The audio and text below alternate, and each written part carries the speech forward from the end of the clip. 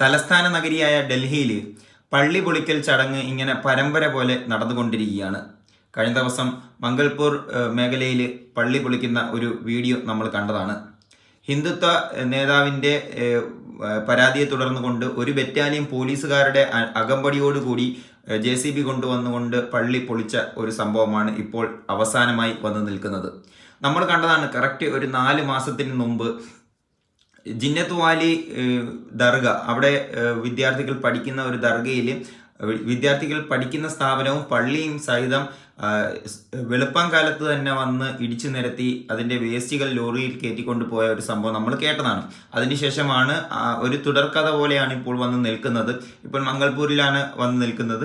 ഇനി അങ്ങോട്ട് നിരവധി പള്ളികൾ ഡൽഹി നമ്മുടെ തലസ്ഥാന നഗരിയിൽ പൊളിക്കാനുണ്ട് എന്നതാണ് ഹിന്ദുത്വവാദികൾ പറയുന്നത്. ഇത് എവിടെയാണ് ചെന്ന് അവസാനിക്കുന്നത് എന്ന് ഒരു പിടുത്തവുമില്ല.